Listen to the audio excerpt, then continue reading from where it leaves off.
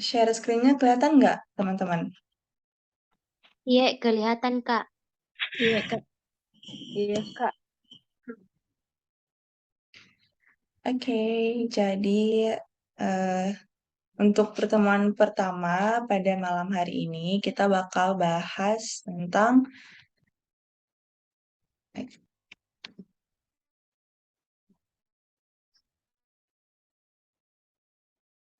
oke, introduction atau pengenalan. Jadi karena ini baru pertama ya, kita baiknya kenal-kenalan dulu sama apa sih yang bakal kita pelajarin dalam pertemuan-pertemuan selanjutnya. Oke, yang pertama itu basic sentence concept. Jadi eh, basic sentence concept itu apa sih konsep dasar yang membentuk sebuah kalimat dalam bahasa Inggris.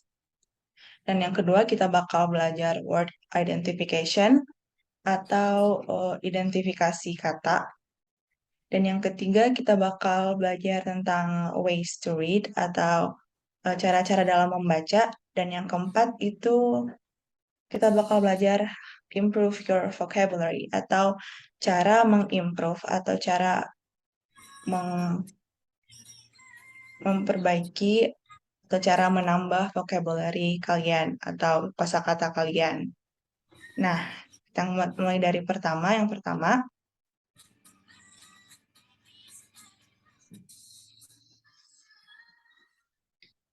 basic sentence concept. Ya, in general, sentences in English consist of two components. Jadi, pada umumnya, kalimat dalam bahasa Inggris itu terdiri atas dua komponen, yaitu subjek atau pelaku atau hal yang dibicarakan, dan yang kedua itu predicate atau sesuatu yang menjelaskan subjek. Oke, ada subjek dan predicate. Nah, subjek itu subjek, predicate itu predikat lah kalau dalam bahasa Indonesia ya. Oke, jadi subjek itu bisa berupa noun. Noun itu kata benda atau pronoun. Pronoun itu kata ganti. Ini ada pronoun nih. Ada kata ganti. Ini I, ini kata ganti buat aku. You, itu kata ganti buat kamu. They, itu kata ganti buat mereka. We, itu kata ganti buat kami. She, kata ganti buat dia, perempuan. Ini perempuan ya. He, itu dia kalau dia laki-laki. Dan it, itu dia kalau dia benda.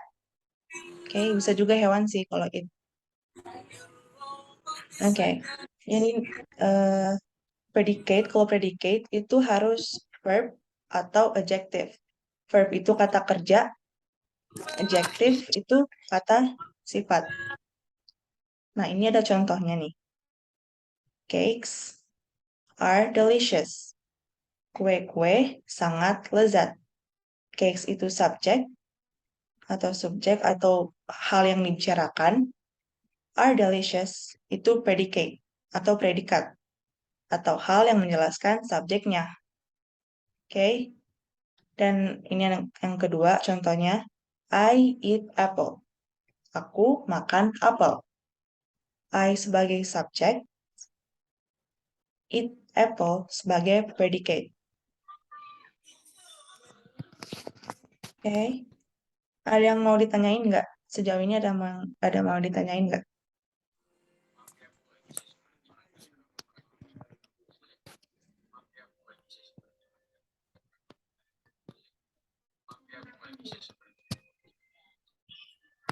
Halo? Kalau nggak ada, bilang ya. Enggak sih, Kak. Oke. Jadi yang lain? Enggak kelihatan ke saya. Kenapa? Kenapa? Kenapa? Kenapa tadi? Kalau ada masalah bilang ya. Enggak kelihatan ke saya kayak yang ditampilkan kayak Yang kukirimkan Ki di chat Kak yang terbaca nih. Apalagi Karina Adel memulai berbagi layar begitu terus Ki Kak. Kalau yang lain kelihatan nggak? Sama. Sama, Saya Kak. juga Kak, nggak kelihatan nih. Kelihatan Kelihatan ke saya. Saya tidak Kak dari tadi 3 kali keluar dari Zoom Kak. Iya. Masuk Kak lagi masih begitu. Oke, oke. Ulang ya, share screen-nya. Wait.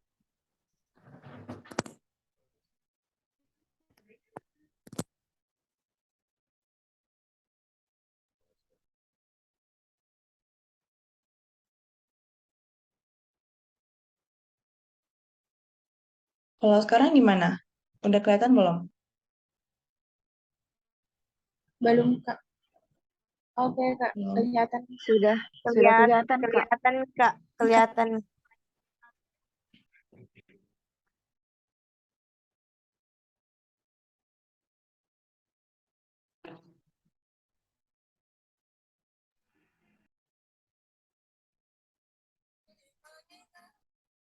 Sudah kelihatan nggak? Belum atau belum? Sudah, Kak. Kelihatan Yang Kak. lain udah? Oke, oke, oke. Aku ulang ya. Jadi basic sentence concept. Jadi basic itu dasar, sentence itu kalimat, konsep itu konsep. Jadi kalimat, konsep yang menyusun kalimat. Kalimat konsep dasar yang menyusun kalimat. Oke. Jadi in general, sentences in English consist of two components.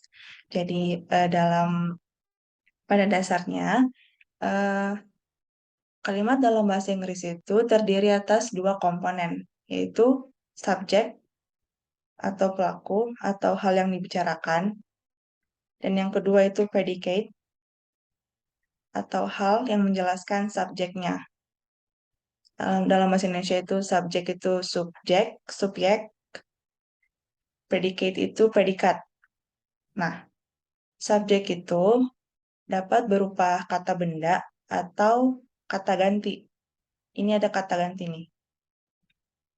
I itu kata ganti buat aku, you itu kata ganti buat kamu, they kata ganti buat mereka, we kata ganti buat kami, she itu kata ganti buat dia kalau dia perempuan, dan he itu kata ganti buat dia kalau dia itu laki-laki, dan it itu kata ganti buat dia kalau dia itu benda atau bisa juga binatang. Oke, jadi yang selanjutnya itu predicate. Predicate itu harus berupa kata kerja atau kata sifat. Verb itu kata kerja, kata sifat itu adjektif ya. Oke, jadi ini adalah contohnya. Cakes are delicious. Cakes itu kue-kue, karena dia ada S-nya, jadi itu jamak. Jadi kue-kue are delicious. Karena dia lebih dari satu, kita pakainya are ya. Kalau cuma satu, kita pakainya is. Oke, are delicious, enak. Jadi cakes itu subjek atau subjek atau hal yang dibicarakan. Are delicious itu predicate atau dia menjelaskan subjeknya. Oke. Jadi yang kedua, ada contohnya yang kedua itu I eat apple. I itu sebagai subjek, itu kata ganti dari aku ya. Aku eat apple, makan apel. I itu subjek, eat apple itu predicate atau hal yang menjelaskan subjeknya. Oke, ada yang mau ditanyain nggak sejauh ini? Belum ada, Kak. Belum ada. Yang lain?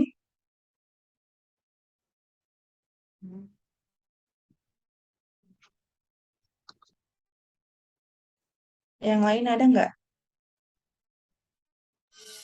Jelas Kak. Kak, Ya? aman-aman Kak. Oke, oke, oke. Kita lanjut ya. Nah, ini ada latihan nih. Jadi, siapa yang mau tentukan yang mana subjek dan yang mana predicate? Ada yang mau nggak?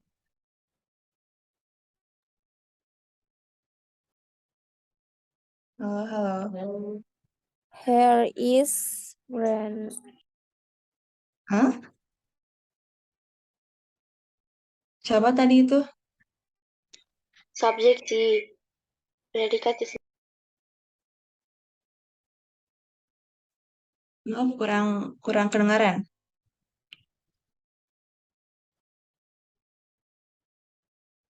Jadi siapa nih? Siapa tadi yang jawab?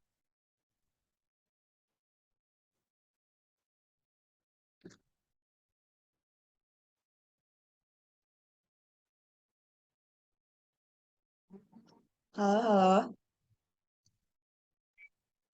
Subjeknya sih, Kak. Oke. Subjeknya she, terus predikatnya mana? Her friends. Oke.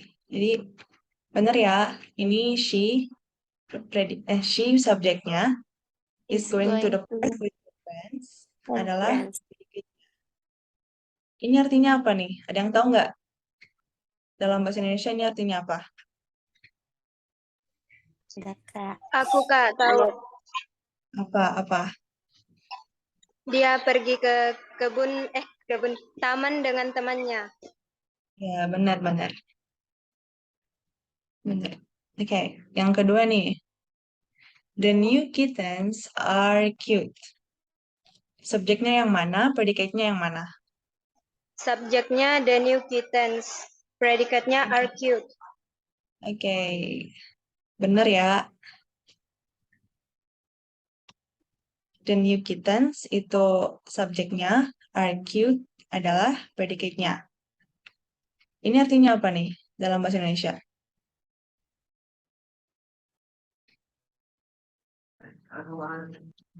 Ada yang tahu nggak?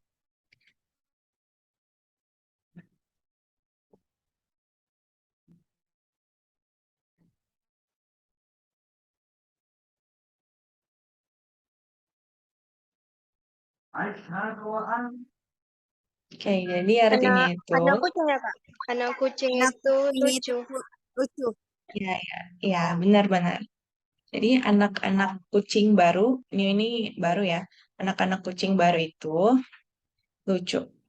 Karena dia jamak, sekali lagi karena dia jamak ada S-nya di belakang sini. Jadi kita pakai area. The new kittens are cute. Nah ini, siapa yang bisa terjemahin ke bahasa Inggris, terus tentukan subjek dan predicate-nya.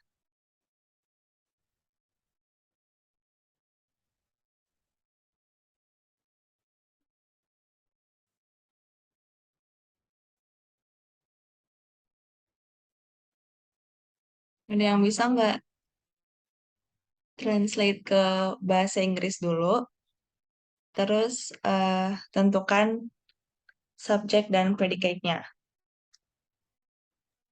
My father is washing cat.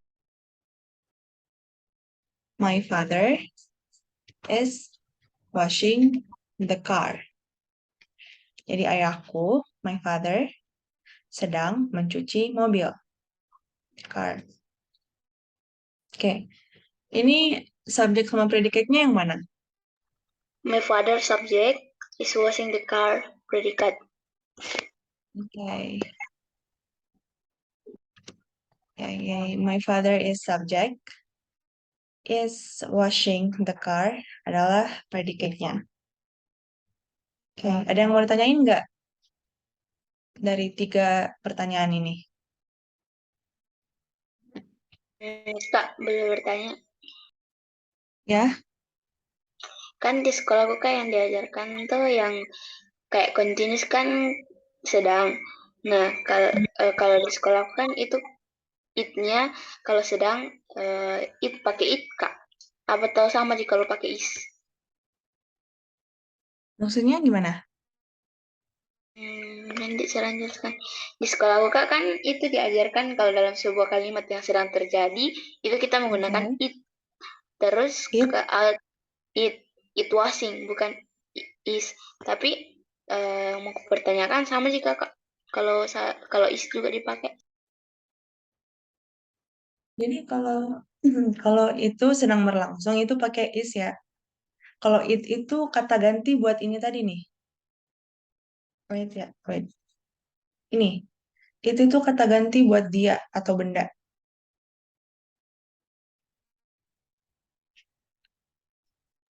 Oh iya kayak Jadi kalau yang sedang berlangsung itu pakai is ya. My father is washing the car. Kalau lebih dari kalau subjeknya lebih dari dua, lebih dari satu, itu pakai are. Contohnya, my sisters are washing the car. Karena ada dua, ya karena dua atau lebih, itu pakainya are. Itu nanti kita bahas lebih lanjut deh di pertemuan selanjutnya. Oke. Ada yang ditanyain lagi apa udah jelas? jelas Mika jelas. Jelas, Kak.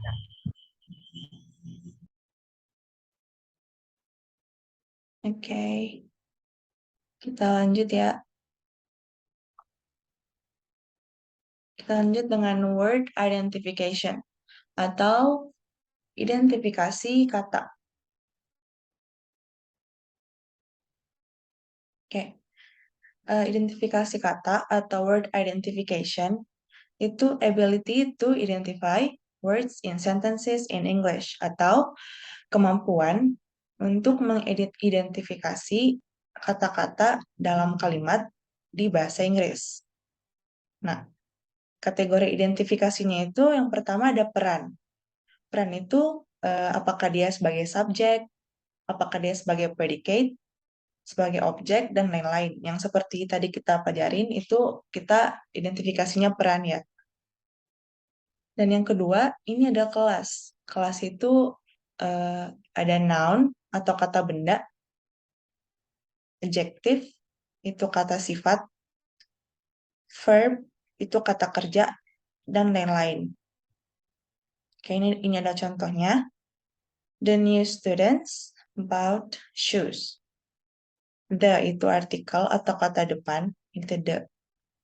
New itu adjective karena dia kata sifat baru ya. The new students, siswa-siswa baru membeli sepatu. Oke. Students itu subjeknya tadi. Bought itu kata kerja, verb. Bought itu membeli, kata kerja. Itu bentuk kata kerja kedua dari buy. Oke, karena ini dipakai karena sudah terjadi atau lampau. Dan itu bakal kita bahas di pertemuan selanjutnya ya, tentang kata kerja. Ini pengenalannya aja dulu. Oke, shoes adalah noun, kata benda, sepatu. Oke, dari sini ada mau ditanyain nggak?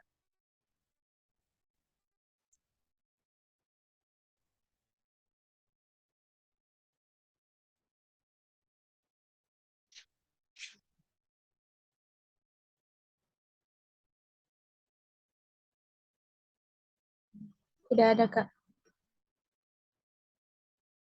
Yang lain ada nggak?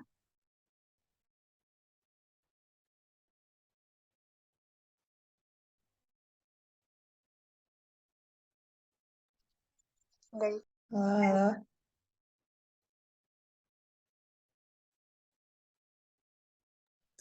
Tidak ada, Kak. Oke. Kalau ada, jangan ini ya, jangan sungkan-sungkan buat nanya ya. Oke, kita lanjut. Nih, ada she cooked chicken soup, but that was not delicious. Dia memasak sop ayam, tapi itu tidak lezat. Ada yang bisa ini nggak? Ada yang mau coba identifikasi nggak? Yang pertama, tentukan dulu subjek dan predicate-nya. Mana nih?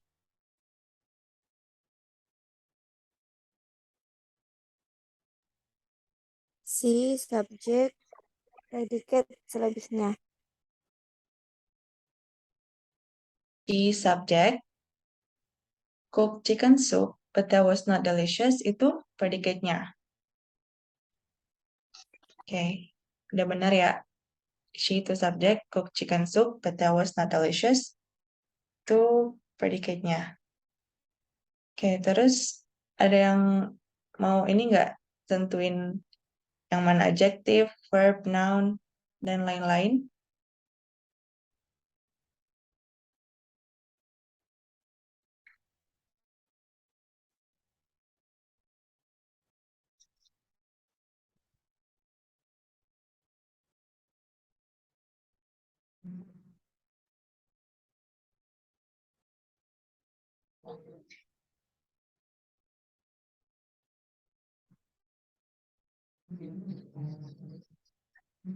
Ada yang bisa nggak?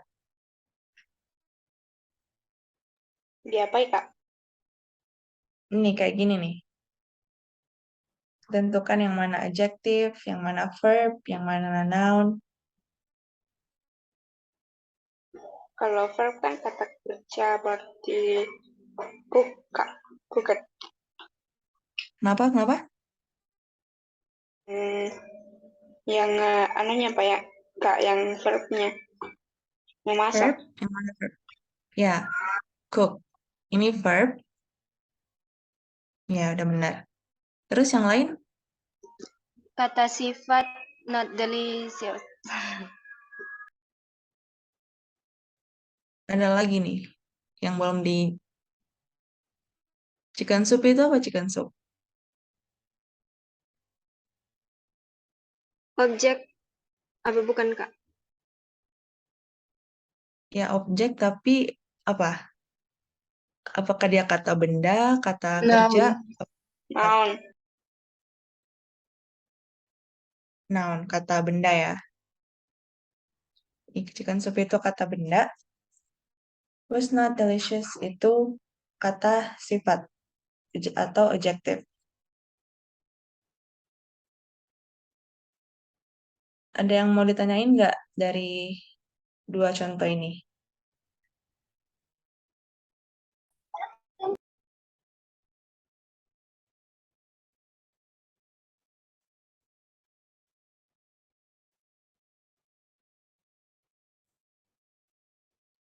Tidak ada Kak. Yang lain nggak ada nggak?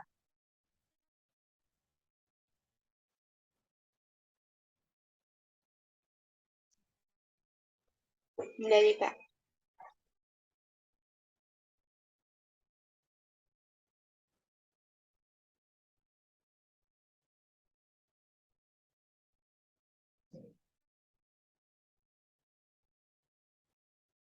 Oke. Kita lanjut ya.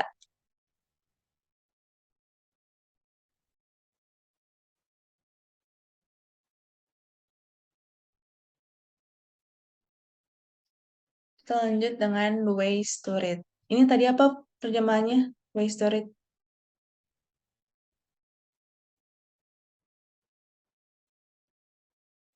Ada yang masih ingat nggak? Tadi di awal aku udah bilang ways to read. Cara membaca. Ya, benar. Cara-cara buat membaca. Oke. Nah, jadi cara membaca itu terbagi atas dua, yaitu casual reading. Casual reading itu cuma baca, terus tahu informasinya, tapi tidak memahami lebih jauh. Nah, dan yang kedua itu ada critical reading. Kita baca, terus tahu informasi, dan kita berusaha untuk memahami lebih jauh. Nah, karena menurut pengalaman aku, di di UTBK itu banyak banget soal bahasa Inggris bacaan dan bacaannya itu panjang-panjang, guys. Jadi kita harus terbiasa buat membaca.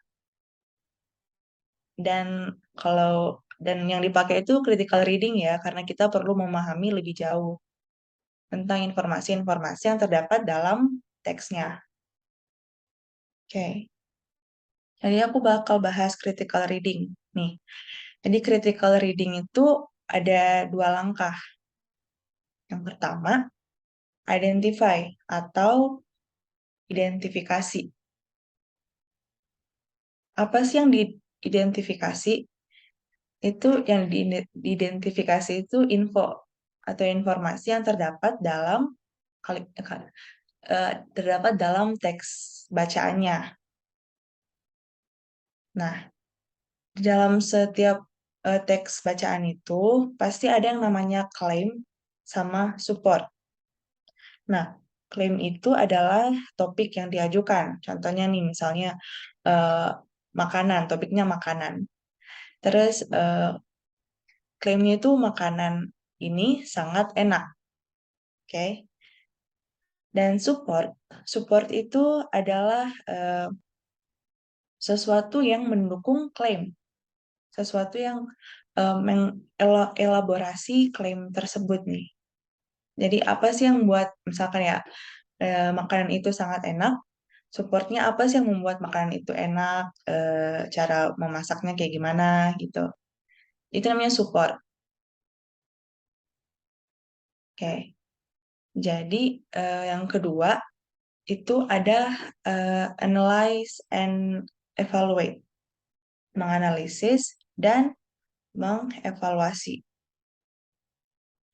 Nah, ini terbagi atas 3. Apa sih yang harus kita analisis dan evaluasi? Itu ada 3.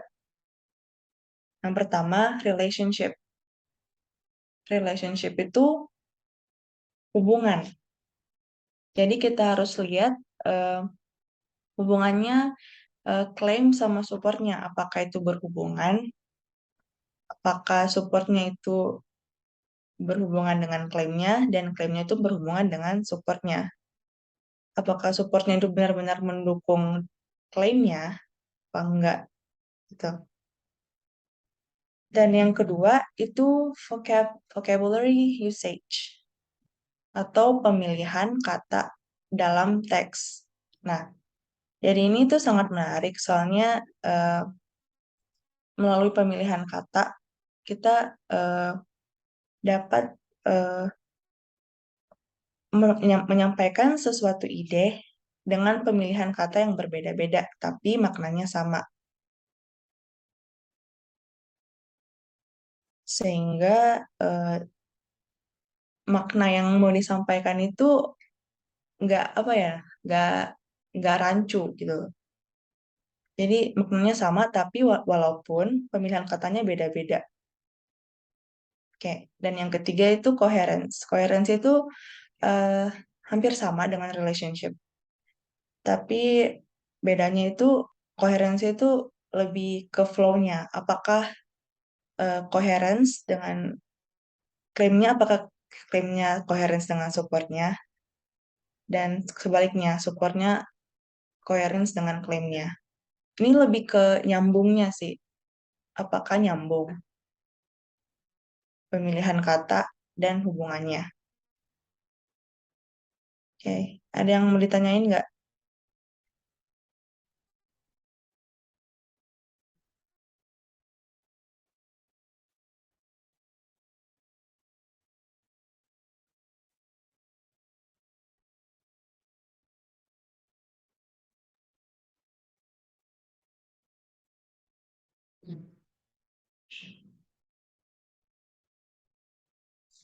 Halo, halo. Ada yang mau ditanyain? Apa udah jelas? Jelas, Kak. Udah jelas? Yang lain? Jelas, Kak. Jelas, Kak.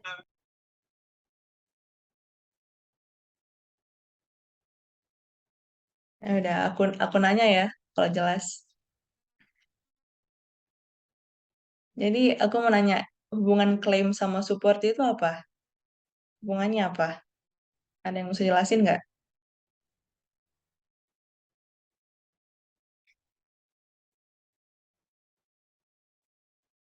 Ayo, ayo, katanya udah jelas.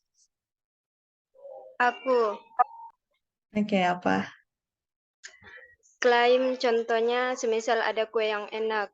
Terus apa saja yang mensupport dia menjadi enak. Kayak misal cara masak, bahan-bahan, kayak gitu, Kak. Oke. Jadi intinya klaim itu sesuatu topik yang diajukan ya. Terus supportnya itu apa yang mendukung topik yang diajukan tersebut. Nah, udah benar jawabannya tadi. Terus aku mau nanya lagi, relationship itu apa? Dalam menganalisa dan evaluasi relationship itu apa?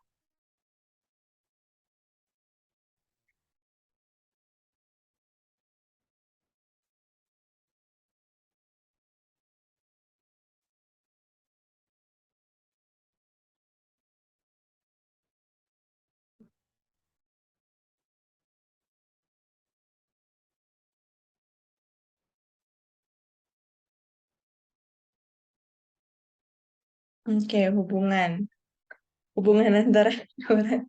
Oke, kita konteksnya ini ya dalam ways to read, dalam analisa dan evaluasi. Oke, jadi relationship itu ya, jadi hubungan antara topik yang dibahas ya. Oke, ya, benar-benar. Jadi relationship itu hubungan antara claim dan support. Apakah klaimnya itu berhubungan dengan supportnya, dan apakah supportnya itu berhubungan dengan klaimnya? Apakah supportnya itu benar-benar mendukung klaimnya gitu? Kayak kalau vocab usage itu gimana? Pemilihan kosakata. Oke, pemilihan kosakata. Itu eh, artinya apa pemilihan kosakata? Kenapa harus dianalisa dan dievaluasi?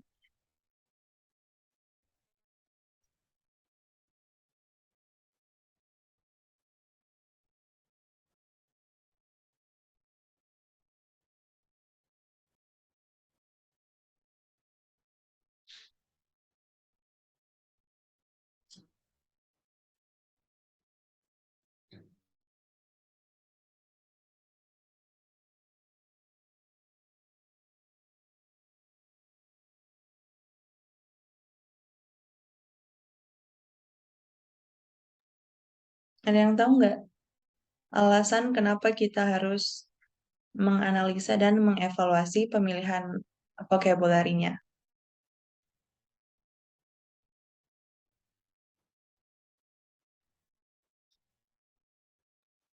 Tadi ada yang nyimak nggak?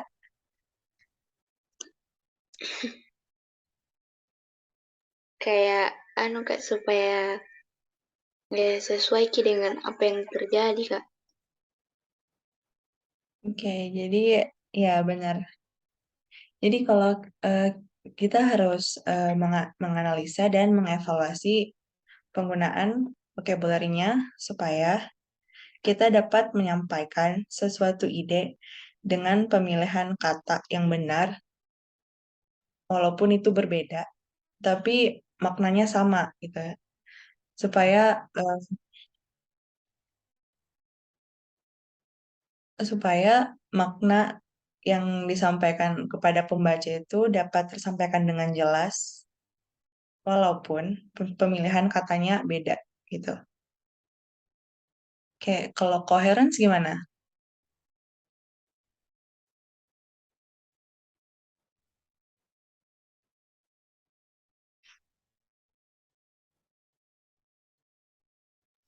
Kalau apakah coherence dengan supportnya, apakah nyambung Kak? Dengan supportnya pemilihan katanya nyambung.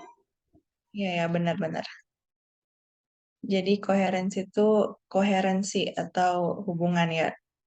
Apakah klaimnya itu nyambung dengan supportnya dan apakah supportnya itu nyambung dengan klaimnya gitu.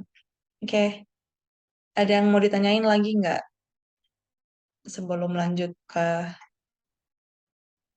pembahasan berikutnya?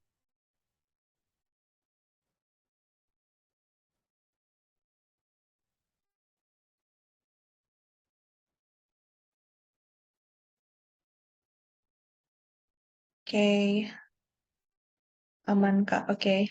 Jadi kita lanjut ya.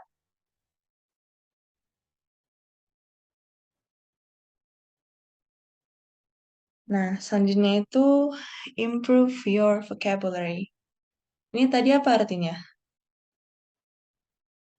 Improve your vocabulary.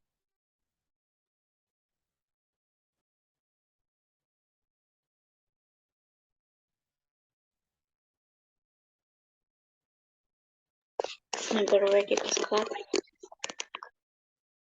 Kenapa? Memperbaiki kosakata. Kayak Iya, ditingkatkan kapan-kapan. iya, benar-benar. Tingkatkan kosakatamu.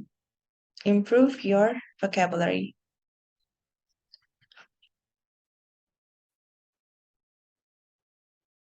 Oke, gimana sih cara kita buat meningkatkan vocabulary kita atau kosakata kita? Yang pertama itu read a lot. Di sini ada yang suka baca nggak? Baca novel kah? Wattpad kah? Atau yang lainnya? Sedikit, Kak. Sedikit. Apa nih? Novel? Baca novel? Kebanyakan lebih suka baca artikel Inggris, Kak. Ah, bagus, bagus, bagus. Artikel bahasa Inggris ya, jadi kayak Iya, Kak. Karena banyak itu. tugas dari sekolah, Kak. Disuruh bikin Oh, artikel berita-berita begitu. iya. Jadi kenapa dengan membaca kita bisa mengimprove vocabulary kita? Karena eh, ketika kita membaca, kita itu akan mendapatkan, kita akan membaca, kita akan melihat kata-kata baru yang digunakan oleh si penulis. Dan karena itu cenderung beragam, jadi bas- kita bisa menambah vocabulary kita. Jadi kita bisa menambah dalam kosakata. Oke, ya karena dengan membaca pasti mengetahui atau menemukan. Iya, benar-benar. Ya intinya kayak gitu. Jadi kalau kita membaca kita dapat mengetahui dan kita dapat menemukan kosakata-kosakata baru gitu. Jadi baca itu bukan cuma novel ya guys, bisa juga kayak artikel tadi, artikel bahasa Inggris, komik juga bisa, atau membaca web di internet dalam bahasa Inggris. Jadi kalau kita udah baca dan kita nggak tahu artinya, kita bisa cari di Google ataukah di lewat Translate dan ya dengan cara itu kita bisa mengingat. eh, karena ini juga aku terapin ya guys. Jadi dengan membaca aku bisa mengimprove vocabulary aku.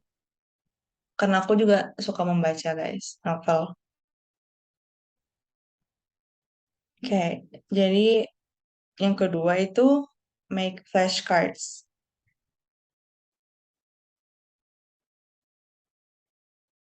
Ya, bisa juga ubah pengaturan bahasa apa ya, pakai bahasa Inggris. Ya, benar-benar.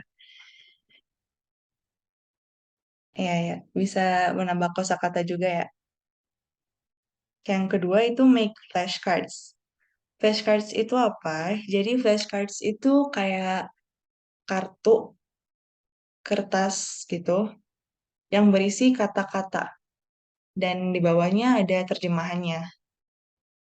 Jadi kita bisa lihat kartu-kartunya, kita baca terus dipahamin gitu apa eh, maksud dari katanya dan apa terjemahannya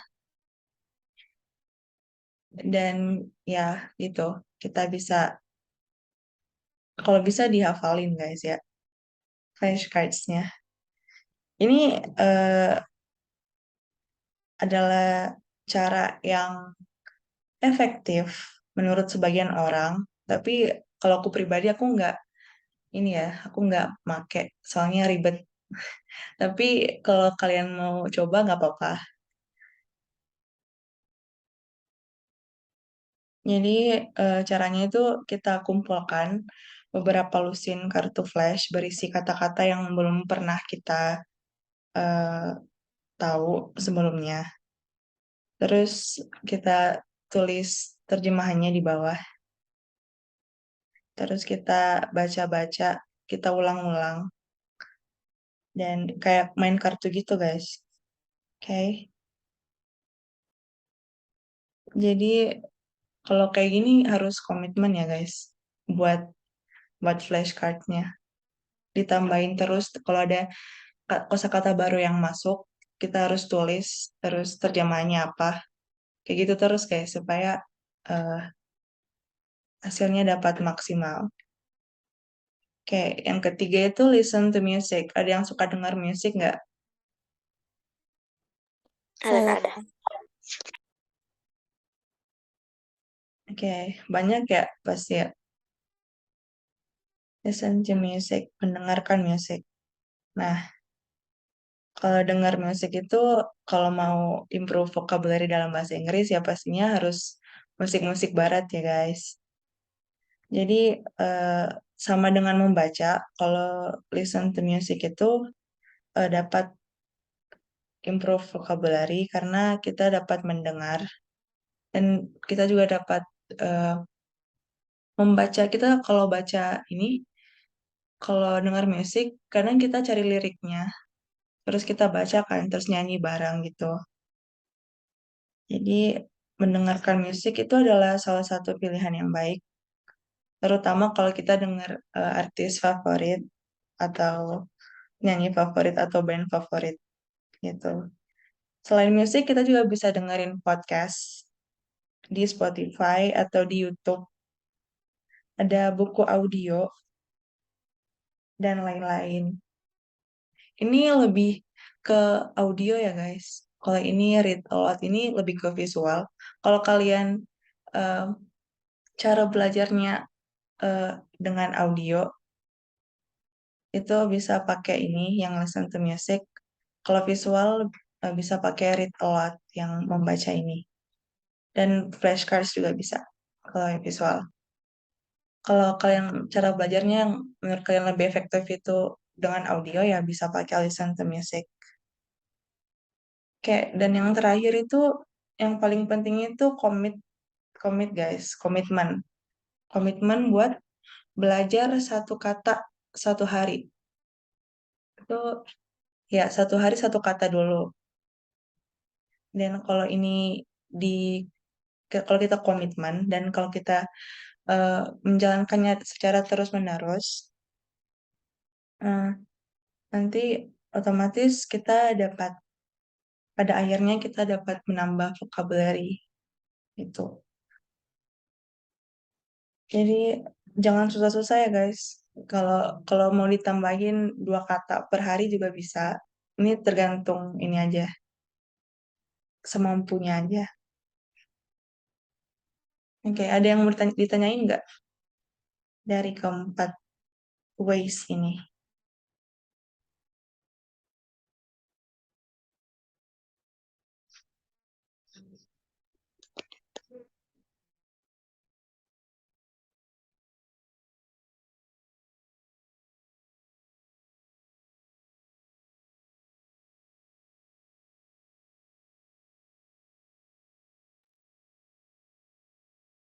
Halo, halo. Ada yang mau ditanyain nggak, Aman Kak, aman. teman?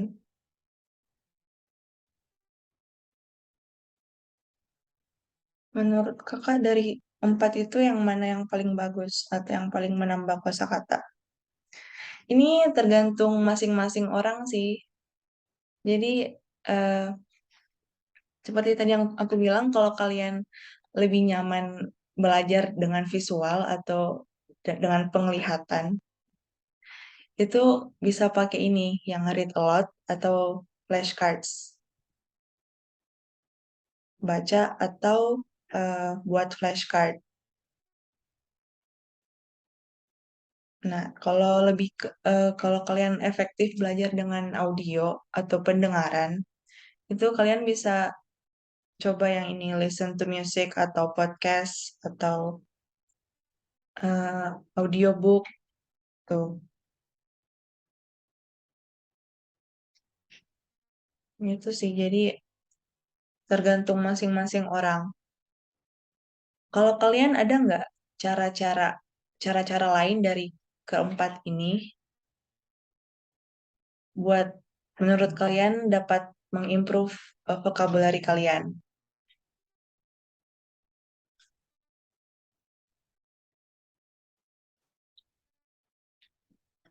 Biasanya biasanya sih Kak nonton film-film barat gitu. Kayak nonton film juga ya, bener. Film favoritnya apa nih? Yang tadi, siapa tadi yang jawab?